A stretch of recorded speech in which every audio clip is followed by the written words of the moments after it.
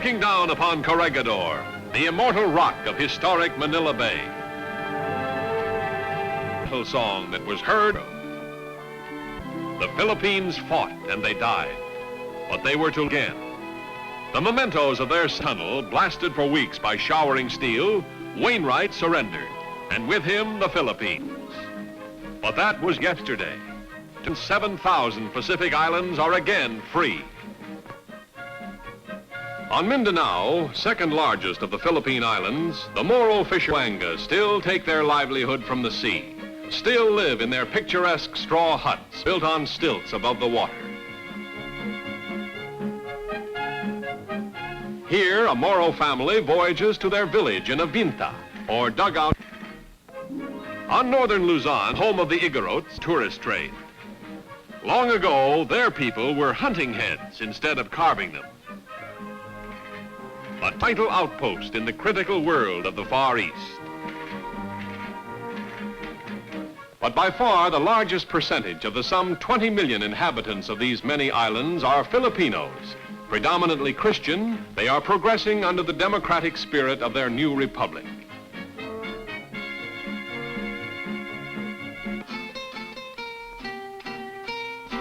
Next, you see the odd and colorful tinikling, or bamboo dance, typical of all the islands.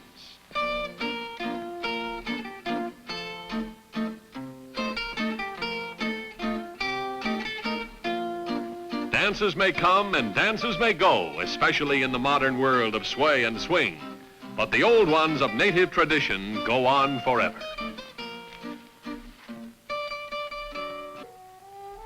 Copra, derived from the meat of the coconut, is an important native product, employing thousands throughout the islands.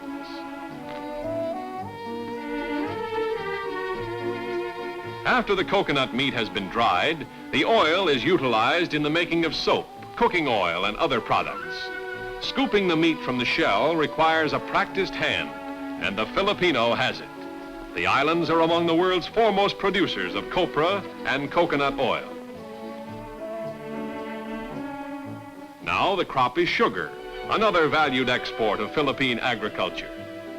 Before the war, sugar led all other export crops.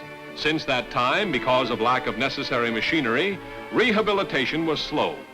But now sugar is again a foremost industry, one of the two major exports, another tribute to Philippine enterprise.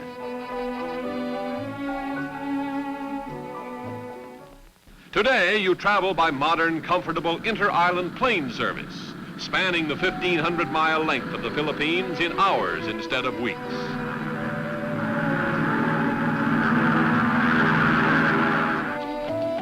Yet the past is always with you, like these horse-drawn rigs, still following the dusty roads of yesterday.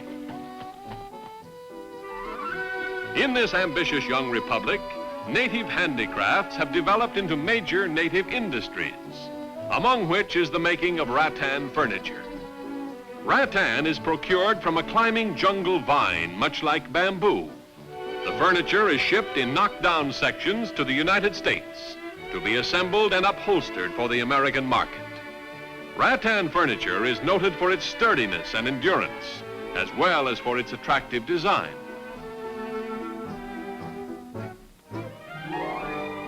Gold mining has long been another profitable industry.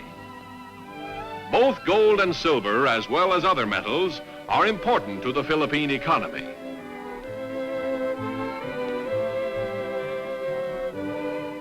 Always pineapples have been an important Philippine export. From these fertile fields on the rich and highly productive island of Mindanao comes spiny fruit to grace the tables of the world. The vast pineapple plantations employ thousands of Filipinos working toward a single goal, economic security under democracy.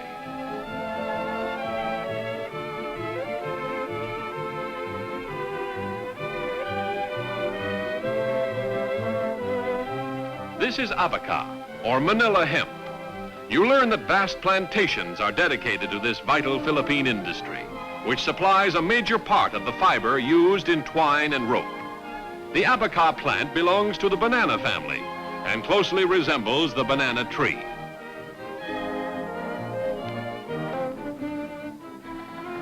From the fields, the stalks are conveyed by miniature railroad to the plantation's decorticating plant, there to be processed before being shipped to the world outside.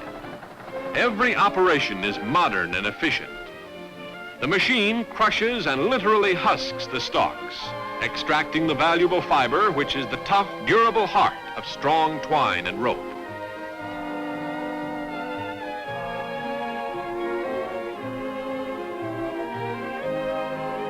Now the fiber is hung up to dry, preparatory to grading and baling. At the nearest local dock, and they are numerous among these productive islands, the bales of abaca are loaded on inter-island vessels to be transshipped to larger ocean freighters. Once again, Philippine abaca is meeting increasing world demands.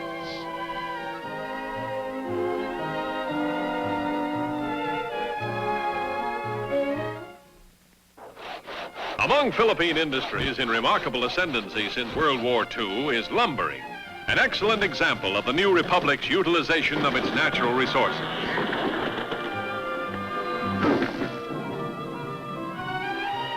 To their vast stands of hardwoods, the enterprising Filipinos have brought the most modern methods and equipment. Today, the ancient forests echo to the sounds of busy engines as giant cranes manipulate the heavy logs. Lumbering represents a great and far-reaching contribution to the new Philippine economy. From these great stands come mahoganies of great variety. Lauan, the dark red Philippine mahogany. Tangili, another dark red wood. White lauan for blonde mahogany, and other types for myriad purposes. Representing a vast network of industrial development, these floating logs will eventually go in which they pass lies a part of the brightness of the ever-developing industry. For generations, cutting the giant logs to required length was done by hand. Today, a new era is in force, with power saws speeding up production. These logs by the many uses to which these forest giants are being put, to fill growing domestic needs, and to supply the increasing demands of a wide export market from Japan to America and throughout the world.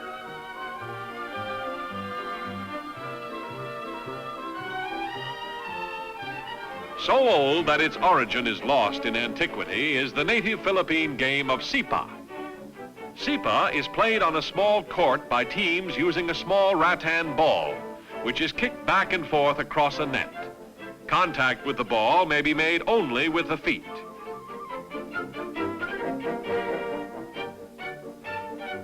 The referee to this hot-foot version of tennis needs a quick and practiced eye to judge the incredible kicks.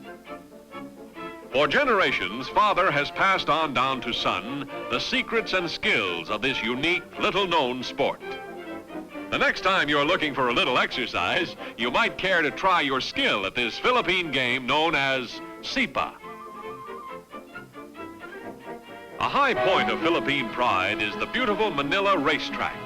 Here, the ardently sports-minded gather to witness top-flight racing. Superb horses and jockeys who seem born to the saddle. Passing the stands, Filipino blood runs faster as the horses go all out to pick a winner. The Manila race meeting brings a truly cosmopolitan touch to the capital as lovers of horses from all parts of the world convene. With flying hooves bringing a thrill as they thunder down the stretch in the race for home.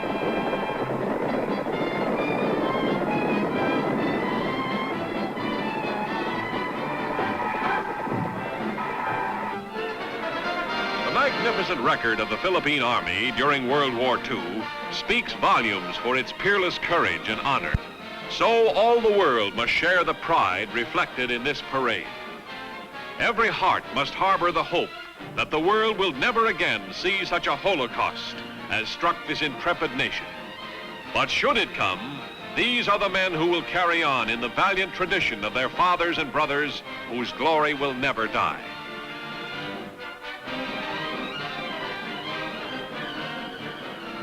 Baseball may have reached the Philippines via the United States, but from the way the Islanders play it and crowds follow it, you'd think the game had been invented right here. This could be any World Series crowd. And this brand of baseball would fill a grandstand anywhere. For there are few sports thrills to surpass a clean hit, and a good runner will always bring a crowd to its feet. Filipinos are true natural athletes and sportsmen. Hence, baseball has grown into tremendous national favor with both players and spectators.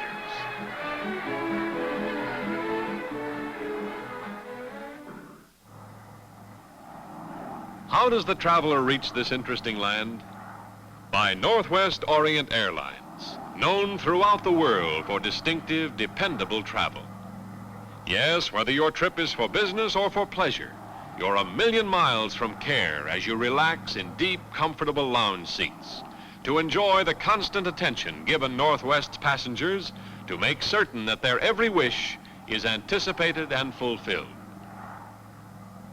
When dinner time rolls around, there are appetizing menus to satisfy the most exacting. After dinner, perhaps your choice is a friendly game of cards with fellow passengers, or a few words with your experienced captain.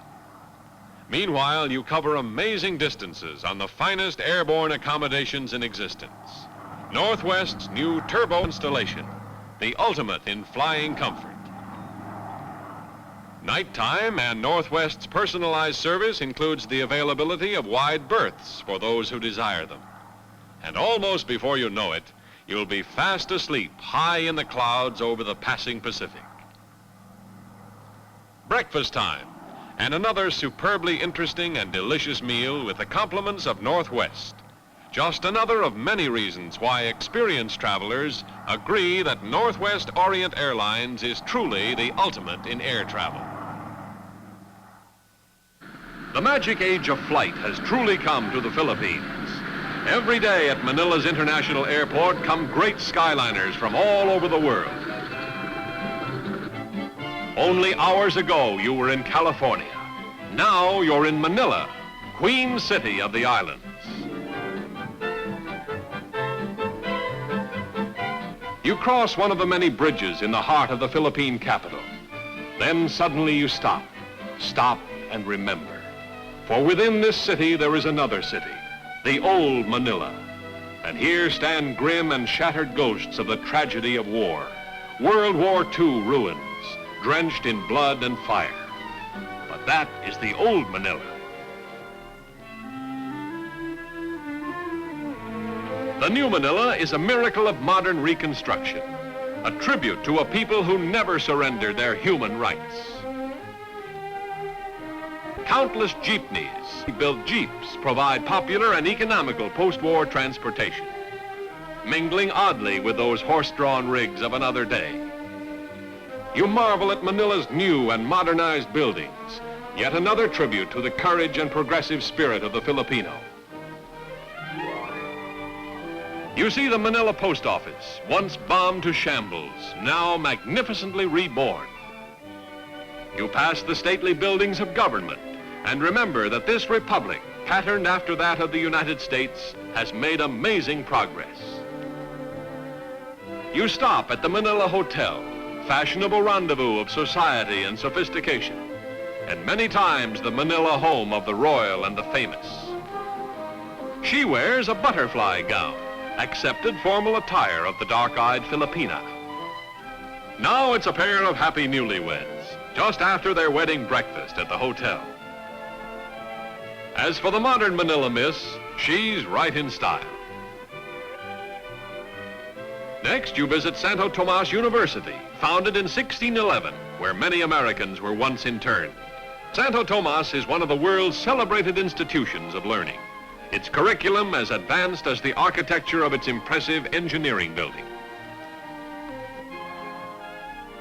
Philippine youth is hungry for education. It is young men like these who volunteered by the thousands for active duty in Korea as defenders of liberty. They are the torchbearers of Philippine democracy. To them will be entrusted the precious freedom of their homeland.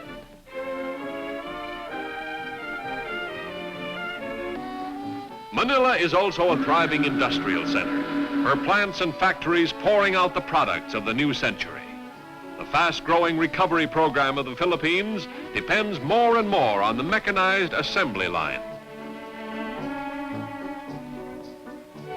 One of the island's important exports, abaca fiber, is shipped to the four corners of the globe to become world-famous Manila rope. How many old sailing ships could have sailed so far and so long without this strong and dependable product of the sunny Philippines? How many are its uses today? Truly countless.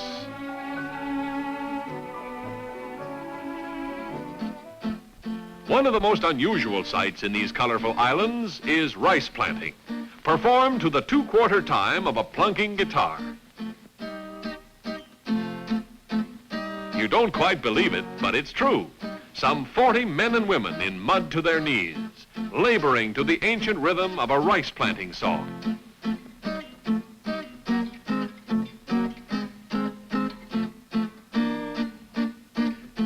You'll find many contrasts in these colorful islands of the tropic seas.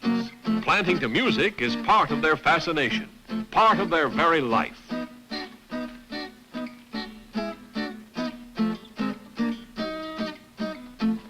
Such are the Philippines, America's vital ally in the Pacific. The Asiatic East is not interested in the words of democracy, but in the deeds of democracy. And performing those deeds is the Republic of the Philippines, one of freedom's fighting strongholds in this world of ours.